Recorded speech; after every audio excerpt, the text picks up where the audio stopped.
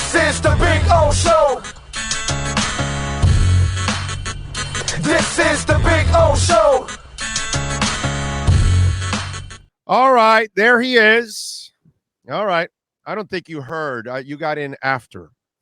So, and I kind of planned that. I want to make sure, because you pop in early all the time. So I want to make sure I got it up before you got on. All right, so 2 years ago when X had 10 interceptions, I said, now's the time to trade X. He's had off-the-field issues, injuries. He'll never play like this again. You can get picks in return.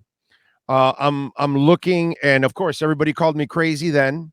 Now, like, oh, dude, you were right, because now you see what's coming. I wasn't a big Lowry guy. I didn't want the Butler extension.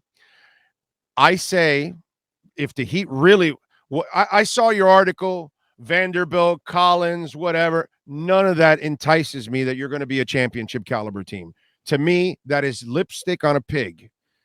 Bam has turned into a superstar. It is time to turn the page and build around Bam. If the Miami Heat are smart, they move Jimmy Butler and Lowry.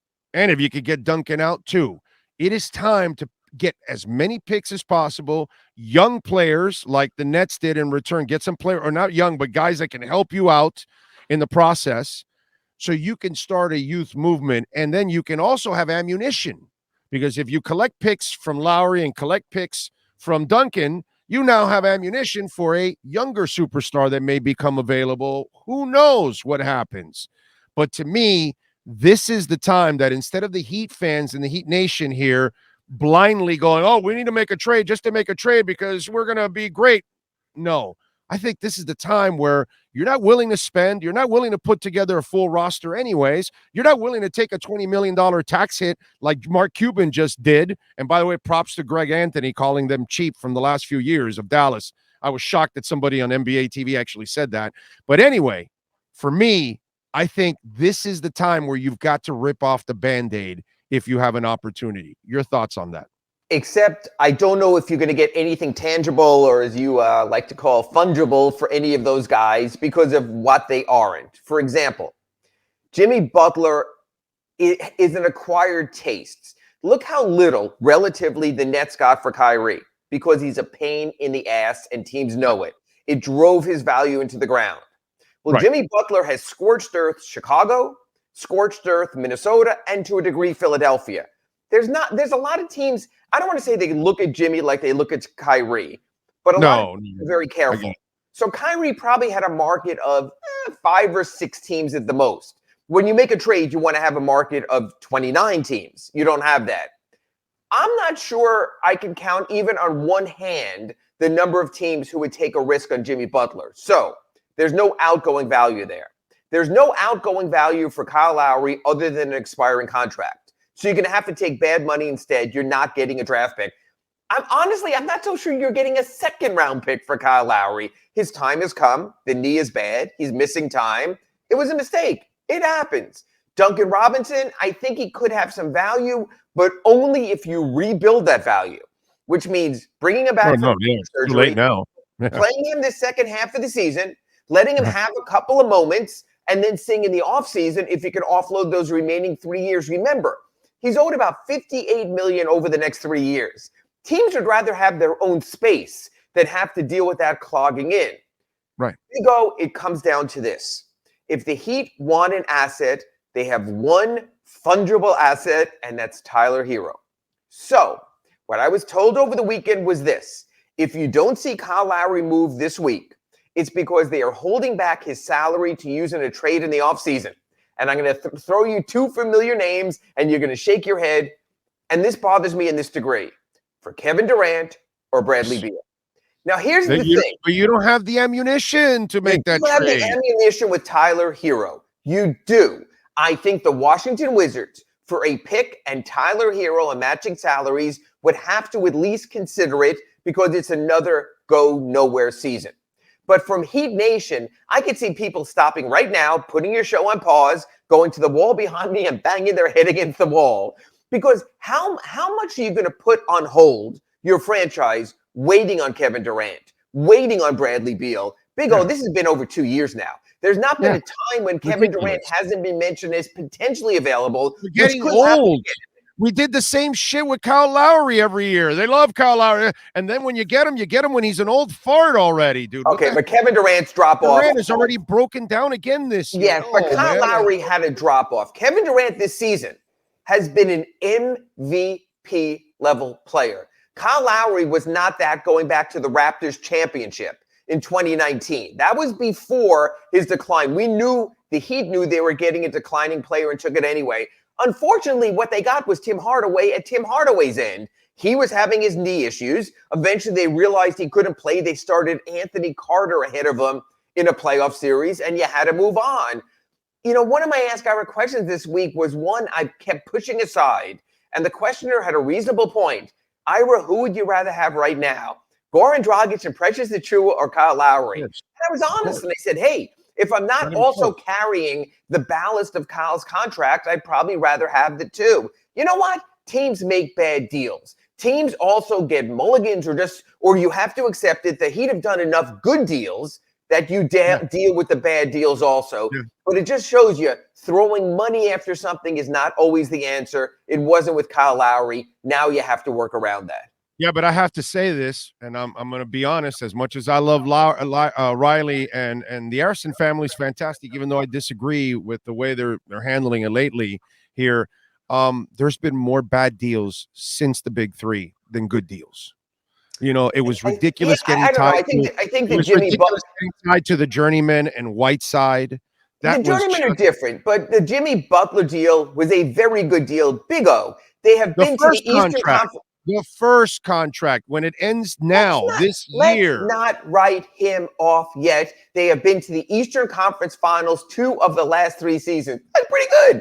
That's where you want to get. So I know, but Ira, it's the same thing as X. You gotta know when to get off the gravy train.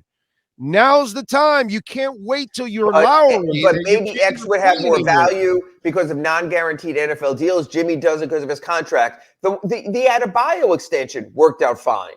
That's fine. The young draft picks were fine. Some of the free agent decisions since the Big Three, okay, from Danny Granger on and Bob and the four journeymen, including Dion Waiters and now this Kyle Lowry deal and the Duncan Robinson deal. And if you're fair, if you're honest and objective about it, since the Big Three, the Heat have made a lot of bad moves that have actually, kind of slowed the franchise down. They've overcome and they had the bubble surprise. And then last year they were one shot away. But if you really look at it, there's a lot of bad deals. The draft picks, those 2 kids have been absolutely fantastic. And again, you have been to the Eastern Conference Finals 2 of the last 3 years. There were NBA teams that would sell their souls to have that kind of result. So let's wait this year. Let's see where it does or doesn't lead. If the Heat even win a playoff series and you chart through with me the playoffs in the last 4 years, you're still on the positive side of that. Again, here's the deal. Like you said, you have such high respect for Pat Riley, Andy Ellisberg, Nick Arison, Adam Simon, Mickey Arison, that you expect more. That you expect every time they come up to the plate to at least get a single. Maybe they haven't been as sharp since the Big Three. I'm sorry. It's hard to stay consistent, and the Big Three was a one-off. And we've seen something really interesting, Big O. No, but before that, you still got Shaq, and before that, Zoe and Timmy and Marley and all. That was a run. That was a run. You may not have won well, you did with Shaq, but you may not have won championships with Zoe and Timmy. But God damn it, bro, those were awesome teams to watch. And you had a guy named Michael Jordan in your way. God bless. Everybody had that guy in the way. But Big O, Nostalgia King. Here's the reality. The Heat with Alonzo Mourning and Dan Marley and PJ Brown and Tim Hardaway never had a 3-year run as successful as these past 3 Heat seasons. Big O, they didn't have to deal with Michael Jordan, dude. Okay, they didn't have to deal with the Pacers and the Davis boys. The Yeah, competition you know at what? that time was nasty. LeBron has still been around. Let's not undersell players like Tatum and Joel Embiid. And Giannis Antetokounmpo is probably better than any of the previous players you mentioned from that era, except for Michael Jordan. So let's not do the old, basketball was better in the old days. No, the Heat right now. Say what you want about the bubble, but that was how you played. Say what you want about last season's playoffs and how the matchups worked out, and they didn't have to play the Bucks, but that's how it played out. The last 3-season run going into this. Can we play the Bucks without Antetokounmpo? Yeah, well, that's a lot different as we saw on Saturday and how different it is. Look, if you're asking me right now, were the Heat better than the Celtics? No. Were the Heat better than the Bucks? No. Were the Heat better than the Sixers? I would say probably not, but the playoff Sixers and playoff Harden are different players. Can the Heat compete with Cleveland? We saw that on Tuesday night in Cleveland. Can the Heat compete with the Nets? They're a mess, so I say yes.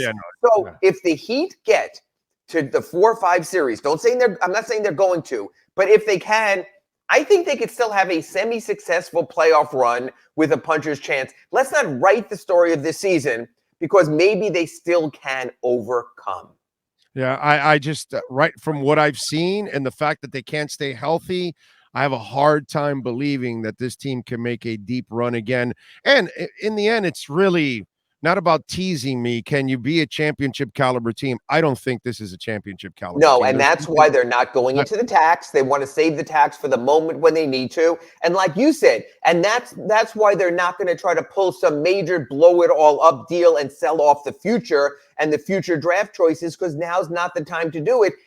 Let's be honest. You do not contend for a championship every season unless you have LeBron, unless you have Jordan, maybe unless you have Giannis. That's the reality of the NBA. So you can't name me one team that would want Jimmy Butler. Well, Lakers wouldn't want Jimmy Butler. LeBron and Jimmy have sort of an oil and water kind of relationship. I don't know about that. Tom Thibodeau, I think, would. I don't know if the Knicks front office necessarily would. It's a very limited marketplace right now for Jimmy Butler to do a deal like that, and I don't think you do it quite yet. Also, what you're saying, this tweet that LeBron sent out, after the Kyrie Irving trade, maybe it's me. Is that what's going on with Butler? No, again, LeBron was trying to bring people in, and he was sort of being sarcastic that, hey, why can't I get what I want? Jimmy's the opposite. Jimmy thinks he can I know. I get it. Jimmy thinks he can recruit to here, and he did. He recruited Kyle Lowry. Okay, that didn't work out so well. Yeah. But I do think there are players who want to play with Jimmy. I just don't think there are coaches who want to coach Jimmy. There's a difference there. Yeah, no, I'm with you there. Yeah, I know. And I know the bubble guys. I know they made the final and everything was perfect. And if Goran and Bam don't get hurt, maybe it ends differently. But that was already a couple years ago. That was 3 seasons ago, and last season they were one shot from the NBA Finals. So this is the same thing. This is the same thing as X. And a year or two from now, people are going to tell me, brother, you were right. And can I tell you, Big O, it's not the same as X because the Dolphins weren't in the playoffs consistently with X because the Dolphins never got to the conference championship game with X. That doesn't matter. You still unload at the right time. You know, one of the things that you got to respect about Belichick is he had a knack to know when that player was going to fall off the cliff. So he traded him before the player fell off the cliff. And technically, Jimmy's kind of falling off the cliff right now. He is averaging career high statistics and metrics. He can't play every night, and he's missed 15 games every night. Paul George made the All-Star game, missing 17 games. But here, let me just get to one more point. But Jimmy Butler is a top 5 playoff player in the NBA right now, and he has shown that consistently with the one break in the Milwaukee series 2 years ago. When that falls off, you could talk about falling off. That's the difference. You can't trade him then. But that's the difference with X. And you're stuck with $160 million of salary and he's still getting it done. When he's on hell, he was fan-freaking-tastic on Saturday in Milwaukee. X is, when is the last time? That's my point. X got 10 interceptions. Yes, he's not going to do it do it now. Trade him now. This is when you trade. This is where I disagree with you on this. I think somebody that wants to make a championship, I don't know, would the Memphis Grizzlies trade for him? Somebody like that says, we want to add a hard-nosed guy to our young team and help put us over the top. See, I disagree. I think what they want is you have to add a hard-ass guy to a veteran team so he doesn't pollute the young. So like you mentioned with the Lakers. Whoa. He didn't pollute the young here. He won't pollute the young in Memphis. He didn't pollute any young here at all. I think he's at a different spot right now. I think you bring him in with other veterans, and it's like, F it, we'll just go out and get it done together. Sort of what the Lakers thought they were getting with Westbrook, but it didn't work out there. So, yes, there might be deals, but Jimmy's still awfully productive. And again, the Heat are not going to the bottom. The kind of deal you're mentioning with the Lakers would be taking on expiring contracts and getting 2 future first-round picks. The Heat don't do that. They don't. Well, if you're not going to spend, then do that. I mean, either if you're not going to spend, then go get the ammunition so you can then go trade for somebody. And that way, at least you change the narrative. You get somebody younger in here because obviously Jimmy's better years are not ahead of him. They're behind him already at this point, and they're going to get less and less and less. All right. So what trade is realistic for the Heat then? What do you think? They're going to sell off Dwayne Dedmon's contract, even if they have to throw money with it, get under the tax, be able to bring in 2 replacement players instead. Maybe as simple as Orlando Robinson gets converted to standard and they bring in Serge Ibaka at the buyout deadline. That will help. That will make them at least 1 step better, 1 tick better, which getting to 6 or 5 will matter. I think there'll be a small deal like that. Again, I think there's a good chance they save the Robinson and Lowry contracts to go whale hunting for Beal and Durant, whether it's misguided or not, we will see. But I think it's another more of an offseason thing. And I think when you're talking to me about trading Jimmy Butler, I think Tyler Hero eventually becomes the player, probably not now, more likely in the offseason. I think the Heat thought on Tyler Hero is they would be selling high, that this is as good as he's going to get. The defense won't come around, but the numbers are sexy. And who he is sexy, selling it to another franchise. So, yes, you take on a player 7 years older than Bradley Beal, but maybe that makes you more immediate. So the Wizards can go, hey, we got a first-round pick for the Heat, maybe this year's first-round pick. We got Jovic, we got Tyler Hero, we got a nice young core. And you know what? Bam, Jimmy and Bradley Beal, they can do some damage. So I would think something like that. What I hate doing with this is time shifting, is talking to you before Thursday's NBA trading deadline and telling Heat Nation, hey, let's wait till July, because we've been waiting for 3 years now. We know what last summer was like when you were out with me in Vegas last summer. Oh, Durant is coming. Maybe Bradley Beal is coming. The Heat have been put on heightened expectations for so long without that type of whale hunting coming through. What'd you think of the Kyrie trade overall? What did I think of the Kyrie trade? I thought it showed you that problematic players do not get top-tier value. That was clear. There was a limited number of teams that were going to pay a price. They didn't get anything near value, but the guy is I don't know, maybe there are just some underlying issues that in these times we don't talk about enough. Yes, he can score. He's great for the moment. And I think but he's batshit crazy. I'll say it for you. And I think the Mavericks were really worried that Luka Doncic in 2 or 3 years when his deal is over is going to bolt, and they will do anything and everything to keep him. And yes, people are already saying Doncic to the Heat if this doesn't work out.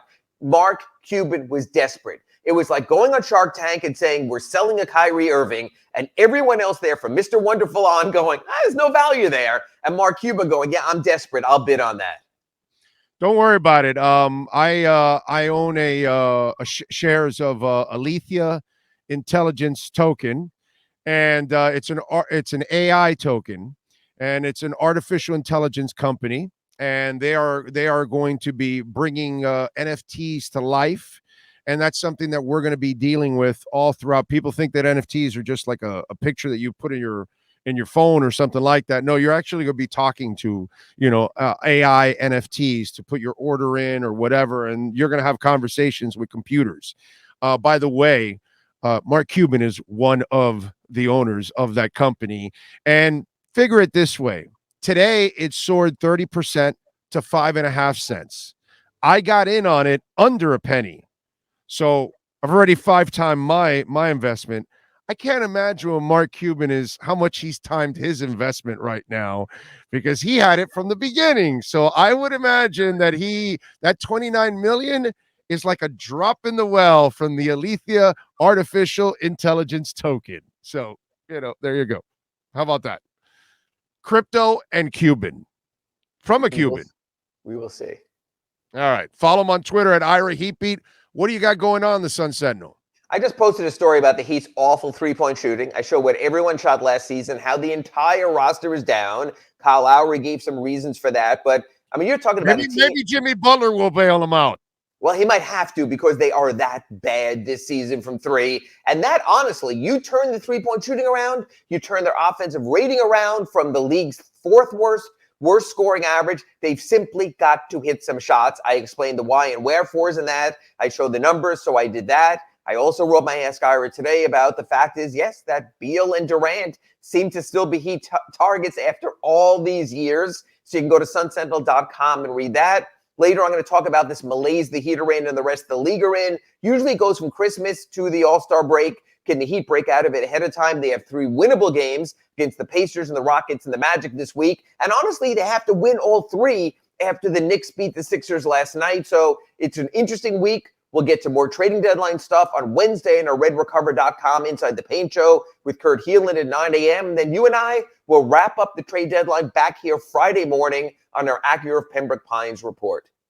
Interesting. The Miami Heat has 3 stars. One's a so-called star, but all 3 of them in Lowry, Butler, and Bam, neither one excels at the three-point line in a three-point shooting league. Yes, they're trying to win with 2s when the other teams are scoring with 3s. It's a hard, difficult way to win. It was like the old days when Big O was still stuck on terrestrial radio until he found. Oh my God, yes. My God. Talk about really bringing you down. Oh, yeah.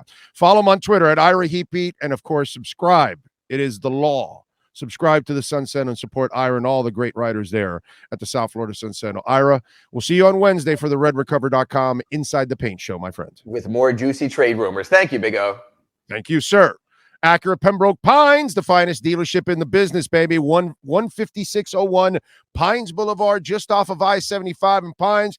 Go see Larry Schlossberg out there, man. They will take care of you.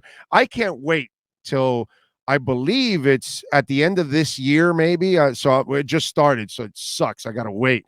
But the electric car is coming out. I'm going to get that one over at Acura. I can't wait for that. But anyway, if you want to go out there and see the entire lot, they've got new cars. They've got certified pre-owned vehicles. They've got great deals going on. Go see Larry Schlossberg, Pat Nasto, Tony Stampone, the finest dealership in the business. Mike Chan, Jordan Ferber, they run the service center. And if you own an Acura, go get it serviced there, man. They'll take care of you. Great people there at Craig Zinn's, Acura of Pembroke Pines.